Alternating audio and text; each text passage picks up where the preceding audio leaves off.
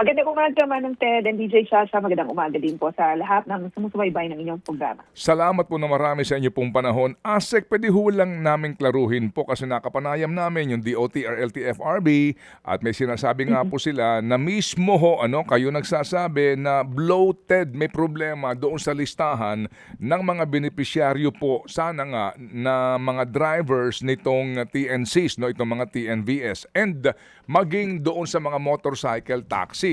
Pwede ba ho namin maiklaro lang, kumusta na po itong listahan na ito? Well, Manong Ted, after po tayo nagkaroon ng exercise with the transport network companies na kung saan nga po nung nakaraang Lunes, nung nakaraang Linggo, request po natin sila na isubmit lahat ng kanila pong drivers, yung pong naka-onboard sa kanilang system. At ito po ay yung nag-deduplication process tayo.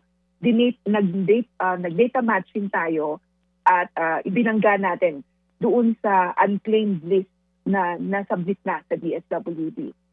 So after nung ating data reconciliation na we were able to come up with a clean list for the drivers, particularly TNVS, MC Taxi and service delivery riders dito po sa National Capital Region. Kasi Manong Ted, kung matatandaan, several weeks back, i-present po ng DSWD yung mga nakita namin na mga duplicates, may mga erroneous entries. Halimbawa po niyan, yung pareho ng birth date, pareho ng address, pareho ng middle name, pero meron lang pong pagkakaiba sa isang letra. Pero lumalabas na duplicate account o dobleng account siya. Meron din po yung same name, same details, pero nakarehistro sa isang TNC at sa iba pang TNC. So ito yung mga sinasabi natin na duplicate entries. So the objective of the exercise that we had with the TNCs is to clean the list and get rid of these entries. So, ito po, kumpirmado na, malinis na po ang listahan ngayon ng DSWD. Ma'am, kung pwede po naming malaman, dito sa sinasabi po ninyo, na-reconcile nyo ng mga listahan, ilan po dyan yung may duplicate na entries at yung iba pang mga issue? At sa ngayon po, ilan na po yung drivers na nakalista sa inyo na pwedeng tumanggap nitong fund na ito under AIX? Okay. Para po doon sa naging resulta o doon sa initial findings po namin, let me just throw my data. Nakita po kasi namin na may mga duplicate entries and merong nga pong mga erroneous entries. Oo. Okay. Batay po doon sa aming initial findings, ang duplicate entries ay nasa mahigit 380,000. And then, yung meron pong mga issues, halimbawa nga po yung nabanggit ko, may pagkakaiba nung pagkaka-arrange ng letra, or may suffix yung isang pangalan, or may pagkakaiba dun sa birth date, nasa mahigit 160,000 naman po yan na mga may issues. Ngayon po, dahil nga dun sa exercise na isinagawa natin, nagkaroon na po ng clean list. Kaya nga next week, mag-uumpisa na yung mga transport network companies to have their payouts. In fact, today, we understand Grab and Move It will make their announcements na para doon sa drivers na mapipayout na next week. ASEC, sandali lang siya. Okay, doon po sa binabanggit nyo, yung duplication, mga mali yung mga entries, pero puntahan ko lang yung main issue dito. Opo, ang claim po kasi ng DOTR is that yung pong mga TNCs, kumbaga, sila po ay nag-a-upload ng mga kanilang partner drivers na mga TNVS. Ano po? Okay. Ngayon, ang sabi ng DOTR, kaya nga pinagpapaliwanag sila, kasi hindi ka pwede makonsider na lehitimong TNVS driver kung wala ka pang permit na nanggagaling sa LTFRB. So basically po, ang sinasabi dito, meron daw pong listahan na ginawa itong TNC na wala naman doon sa listahan ng LTFRB na nangangahulugan na, kumbaga, kolorum itong mga ito. Sabi nga din po ng iba, baka lang ho nahaluan ng kung sino-sino lamang yung listahan na isinumite ng TNC na hindi naman talaga lehitimong TNVS drivers. Meaning, 'Di ba baka kaibigan ko, kakilala ko, kamag-anak ko sinama lang doon para mag-claim pero hindi naman talaga siya TNVS. So how do you check that na legit talagang TNVS driver po yung bibigyan ng ayuda, ma'am? Apo, Manong Ted, una po, the LTFRB, tama yung nabanggit nyo si TNC magsasubmit kay LTFRB. And then si LTFRB magsasubmit po kay DSWD. Ngayon po, LTFRB will certify the list. Kumbaga, sa kanila, na-check din po nila sa kanilang hanay kasi sila po yung regulatory body.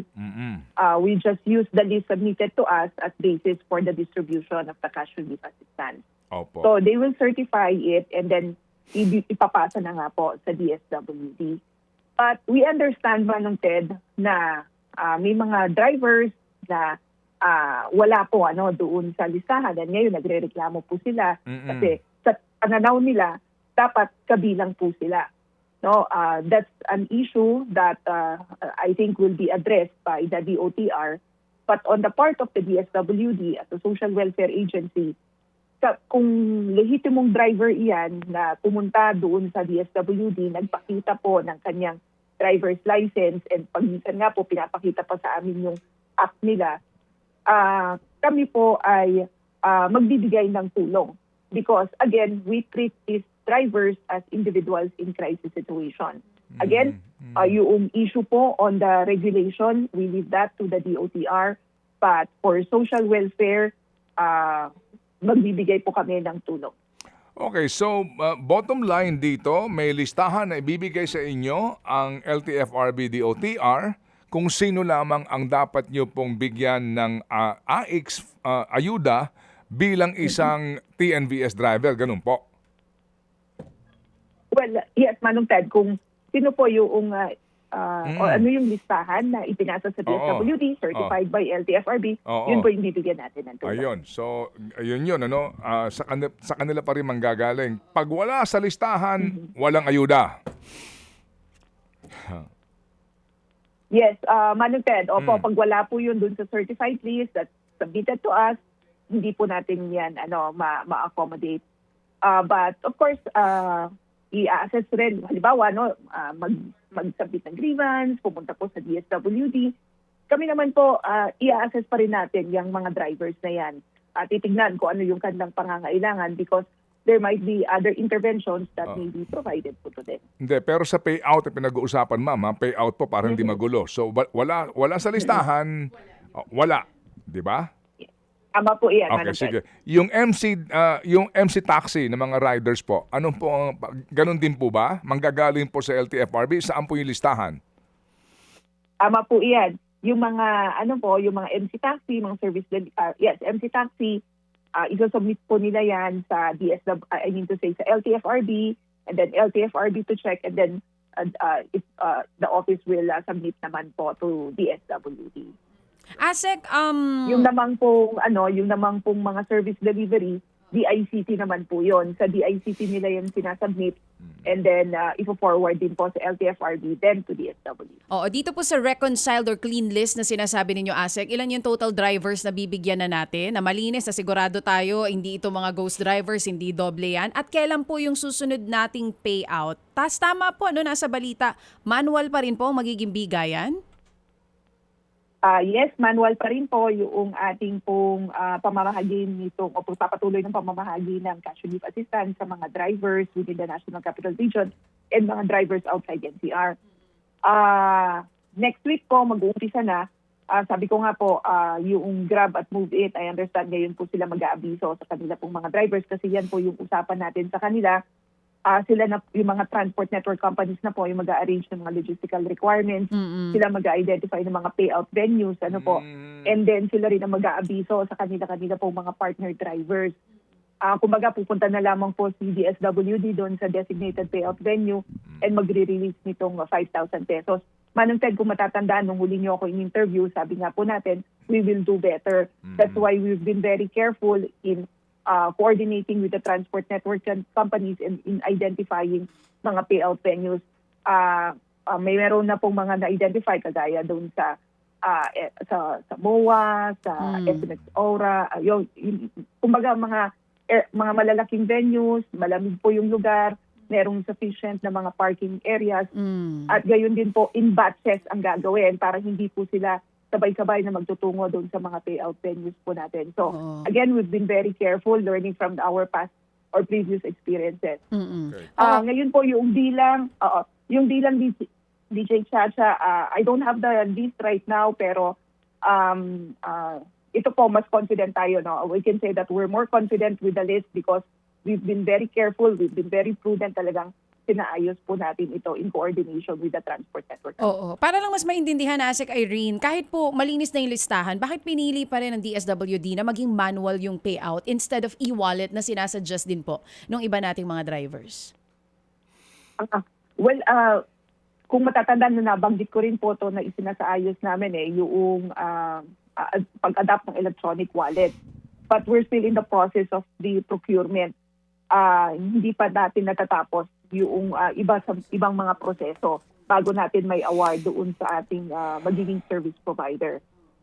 And gayon din po, dahil kinakailangan pa rin natin na i-check yung pong driver's license ng ating pong mga drivers. Kasi di po ba, sabi nga natin, wala talaga kasi tayong master list ng drivers. And the only way to really ascertain na sila ay driver's license is to require them to be physically present and for them to submit their driver's license. Okay.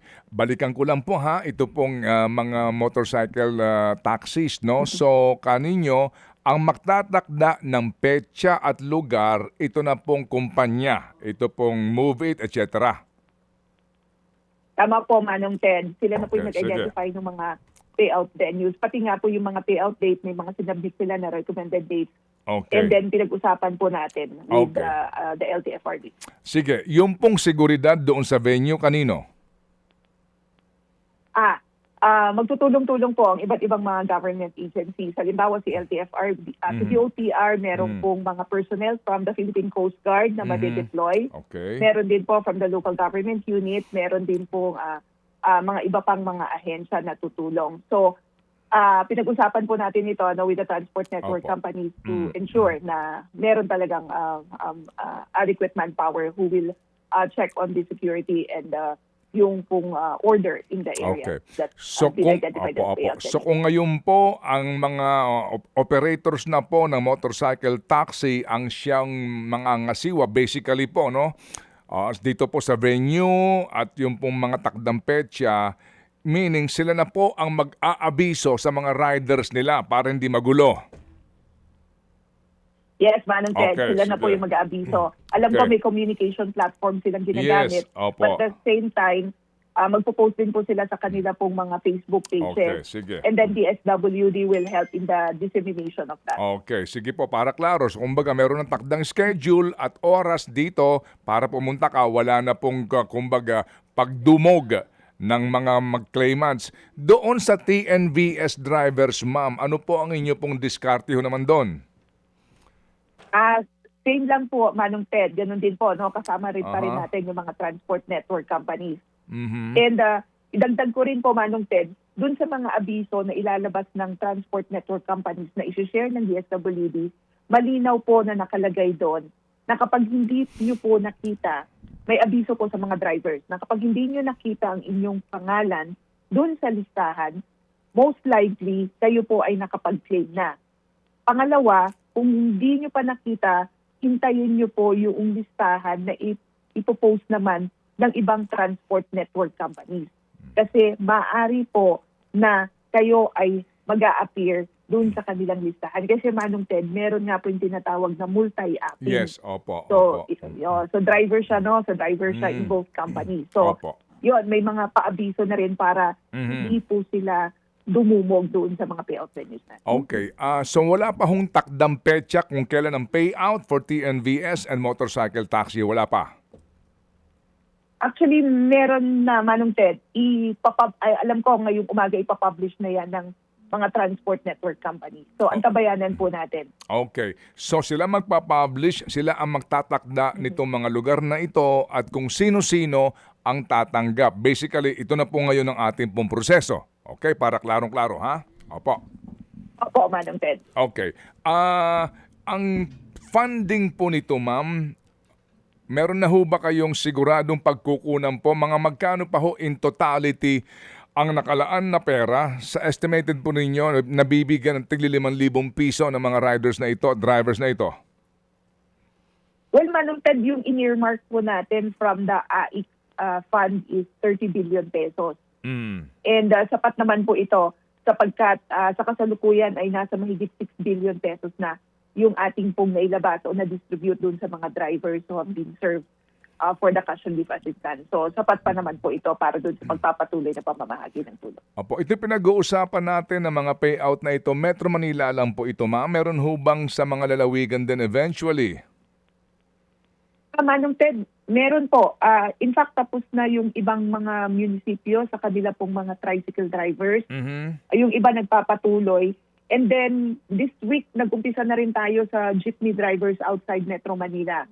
I've seen Region 5, Cordillera Administrative Region, no, pati sa Palawan, meron na rin po mga distribution sa mga jeepney drivers. And next week, magpapatuloy din po ito sa ibang region. Okay, ito ho bang TNVS payout na ito tsaka motorcycle taxi, last na po ito? For the National Capital Region, ito pong sinet natin na schedule, opo, Manong Ted. And then, susunod na, magkakaroon na ng simultaneous payout activities next week. Kasi ang layunin natin, matapos na lahat by May 20. Okay, sige po. Kumbaga nga po, last na po ito. So far nga, kasi nakapagbigay na po kayo nung una pa. May pahabol lang pong tanong si Chacha kasi we believe that you're so busy and we say thank you talaga ho sa pagbibigay ng panahon sa aming programa. Yes, Asik, ang sabi niyo po May 20 yung target date ninyo. Realistic po ba yan? Kasi ang nasa balita, 800,000 na mga drivers pa daw po ang hindi nakakatanggap ng tulong. Yes, that's nationwide, DJ Chacha. So kung ano ito, kung tinat na namin, I mean to say, nung tinat na namin, realistic yan. It's possible given the arrangements that we've had also with the transport network companies, no, especially for Metro Manila. And then nakita naman namin yung performance ng ating mga field offices. Kaya po yung bilang na yan. Okay, sige po. So salamat na marami, Ma'am Irene, sa inyo pong panahon at huwag ko kayo sana magsasawa po sa pagsagot sa aming mga tawag. Well, maraming salamat din po, Manong Ted and DJ Chacha, at lagi niyo po kaming binibigyang daan din para makapagpaliwanag tayo sa publiko. Magandang umaga po sa inyo. Thank you, Ma'am, and Godspeed. Thank you. Mga kapatid, patuloy po kayong tumutok sa 105.9 True FM para sa totoong balita, impormasyon, music and entertainment. Mag-subscribe sa aming YouTube channel at podcast at sundan nyo kami sa Facebook, Instagram, X at TikTok sa True Network PH. Bisitahin din po ang aming official website, truefm.ph. At panoorin din kami sa True TV Signal, Channel 19. Kami po ang 105.9 True FM. Laging true sa'yo, kapatid.